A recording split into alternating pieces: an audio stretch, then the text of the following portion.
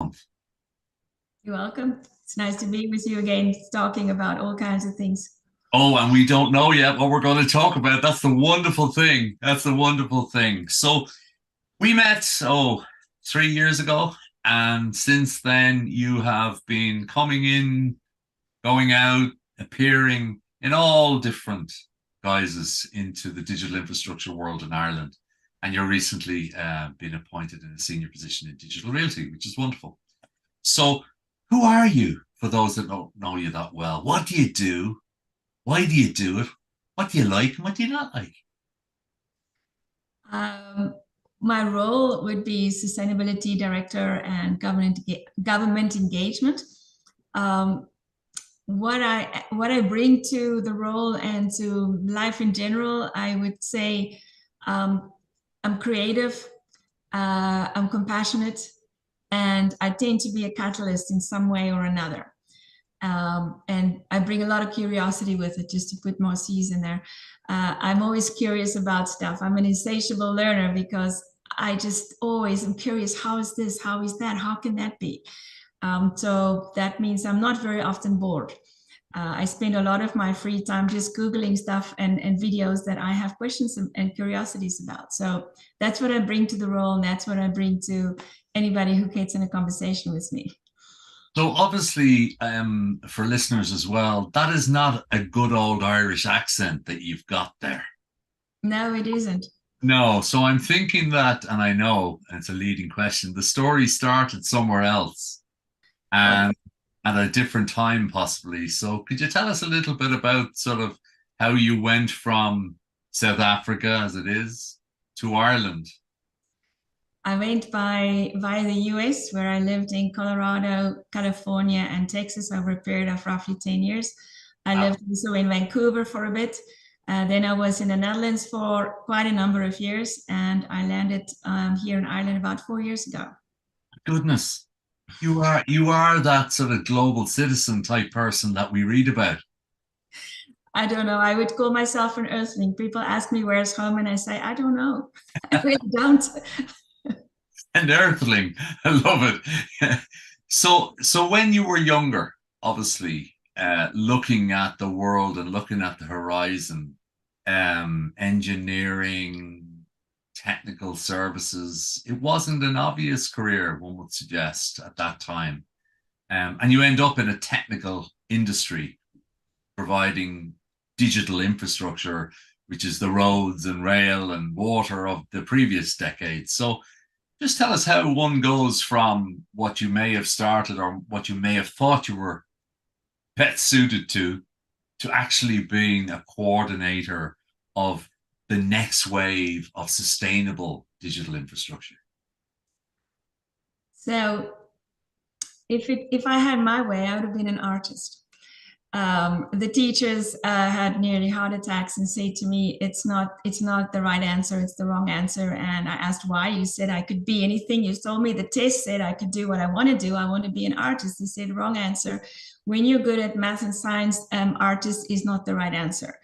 They then said, well, get a real job, a real life job, and then you can always paint in your free time. So I kind of went along with that and discovered that it did play into my curiosities. While I do still enjoy painting and doing oil paintings, I do enjoy the science and technical side of things, where you get to explore how do things work, how can you make them work faster, better, easier, with less equipment or resources involved. So you can already see that the beginnings of sustainability was in there, that energy efficiency, water efficiency piece. As a young engineer around construction sites, I was always looking for ways to make the project go better, faster, easier, meeting more of the clients' preferred scenarios versus not. The client was often a very cranky guy, twice my age. So I early on wanted to optimize things and again look at using the least possible resources we can without impacting the outcome and the quality of the project. So Wow. from there, I got into project management. I realized at some point that from a project management perspective, not everything goes according to plan, and it often comes down to the human side of things. So I did a master's degree in organization development to understand how do you get the humans on board when the project is already, kind of easy to understand. So bringing that social piece again, if you go back to sustainability, there's a social piece as well.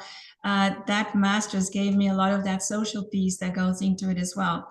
So in the end, what is Digital Realty got is they got somebody who knows how to run projects, understands the social impacts and how to engage with people, and also continuously learn new things while still looking for that optimization, and specifically then with regards to energy, water, making things comply with what is good for the environment, let's say. My goodness, in 3.5 minutes, you have saved so many listeners an MBA in evolution of life. But I'm going to bring you back to one of the things there, which was this week, as you know, or next week or the week after, an awful lot of young people are going to get their results of a memory test. And so many of them are going to be disappointed. And they're going to be effectively thinking, oh, where do I go from here? And it goes back to exactly your point, is that the left side and the right side of the brain, obviously you're being encouraged to go the opposite way, when in actual fact, we now have demonstrable evidence, don't we, where it's a blended brain, Mm. you know?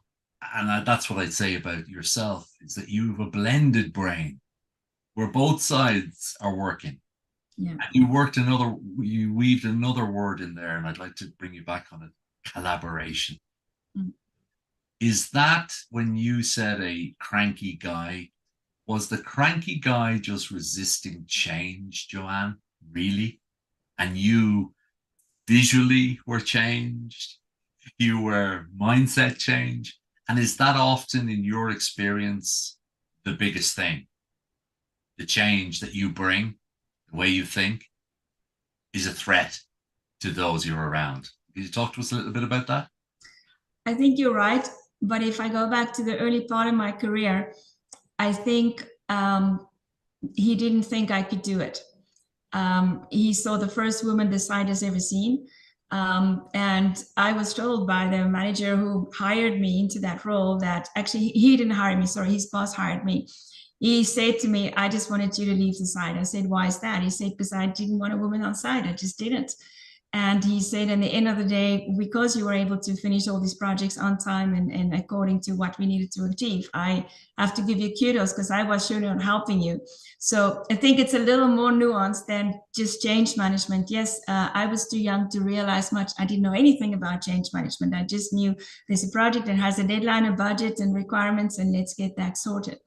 But I think as an early career, often you may have to try just a little harder. And I think the proof is in the pudding, in the sense that just keeping to the task at hand and not giving up, and just day by day go back in there and just do what needs to happen to move the project forward. That wins the hearts and minds, because they could see that no, she wasn't just and I wasn't wearing skirts on site, of course, but she wasn't just a skirt wearing member on weekends. She actually could do the job at hand. So it is hard, I think, often for people starting out in a career to have the credibility when they land their first job. And I think it's about not giving up. You've got to put your nose to the wheel, do what needs to be done. Don't just, do other things that isn't related to your work. Just keep at it. It'll That's go right. Isn't that such a great point to make? Because we're obviously in World Cup rugby season, and the ladies' World Cup is recently on, and soccer and all the rest of it. And again, a word that comes up: talent is talent. You either have it or you don't get the opportunity to be on these world stages. But what comes across all the time is application and grit. Is that another way of describing keeping at it? Grit is a funny word. It's You can't write it down. You can't see it in an MBA. But what is it in your experience? Because it sounds like you were full of grit, determination, as well as knowledge, passion, application. How do you define grit? Well, I think there's a personal value they define achievement, and I would say I like achievement not necessarily for the glory, but I love being part of a team doing the impossible. That's like the ultimate challenge for my brain and my creativity is let's go do the impossible.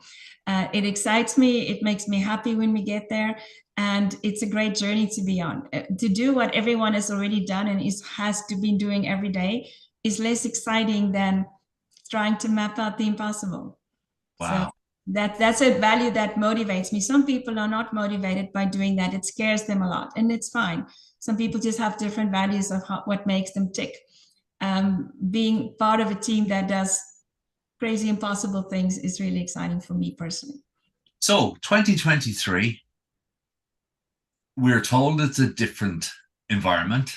We're told that there is more diversity and inclusion, that we have more models, role models for everything. Do you think it's better, easier for, or would it be Joanne Garbutt today coming in to this world of work?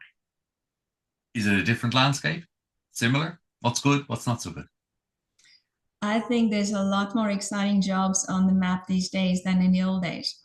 In the old days, no, this is just after the cave time period I'm talking. In those days, the job options that you could have, they could probably write that on 3 pages and then that was pretty much it. If you look at all the nuanced jobs that sit partially on this side and on that side, let's take finance for an example. Way back when, finance person was a bookkeeper and they didn't even have a computer to do it. They had to write it on all these books. Now you're going to have a person in finance who's going to have to do corporate social responsibility reporting writing, sorry.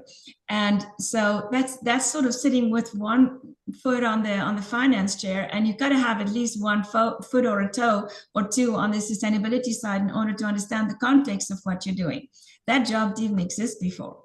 So there's a lot more hybrid, medium, bit of this, bit of that kind of jobs available today. So I think it's a more exciting workplace to walk into. And you and your colleague Tanya Lay, who's also in this series, must have drank the same Kool-Aid over the last couple of weeks because it was the same story. It was, we didn't know what an asset manager even was. Never mind, could we become one? Yeah. Yeah. So, the opportunities in the micro, and I know the world we're in is building and supporting digital infrastructure. And like gunpowder, it has massive opportunities to create and build tunnels and blow away rocks, but it also has less positive aspects. But ultimately, you're creating tools, aren't you? All the AI stuff and all of you're creating tools to make things easier for people to do. And I guess that's where I come into our final question. What do you love, really love? We got a sense of it already. And what do you not love so much? I love a challenge. I really enjoy challenges. I love the process of finding the facts, swimming through the facts, trying to make sense out of the facts, talking to people and asking for their opinions and coming to some agreement that we all feel is reasonable. Making a great plan to do something, start doing it. If it doesn't work, let's tweak it, let's fix it. And when you get at the end of the day and you've achieved something that either hasn't been done before, it hasn't been done that way before, it's a great feeling for the team to stand at that point and look back and say, geez, we could have never imagined that we would actually achieve it in this way because we thought it would be that way. But as a team that you keep molding and rolling with the developing scenario, because in most cases, especially in sustainability, the road is not necessarily a straight path. You think you're on a path and then new directive gets published. And now this is let's take PUI. CNDCP said PUI has to be 1.3 for cool climates and 1.4 for warm climates in Europe. And now we're looking at some of the countries are looking at 1.2. So whatever plan it is you're working on, you're going to have to continuously tweak it and fix it and improve on it.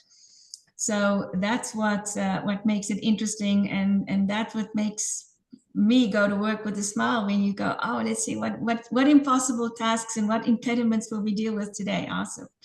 I also like what you weaved in there is that it's not just to achieve something that has never been done before.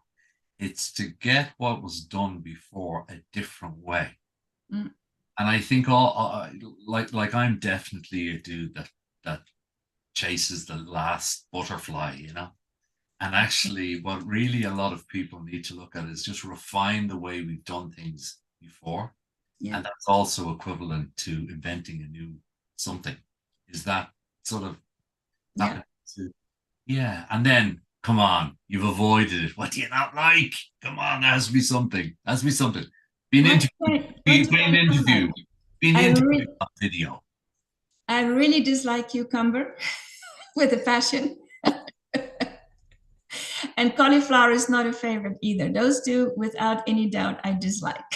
Okay, so you can empathize completely with the planet's 3, 4, 5, and 6 year old children because they seem to all dislike cauliflower. You broccoli? Would I throw broccoli in there as No, well? I do like broccoli. I do. Oh, okay. But So Brussels sprouts, no, no. no, okay. Well, I'd have to close it down by saying Brussels sprout, cauliflower, and cucumber disliker Joanne Garbutt of Digital Realty. It has been fun. It's been informative, and I've never ever finished one of these shows by actually talking about vegetables. So well done. It's always something new, right? I've just learned something new. Thank you so much. Have a good time, Gary. Take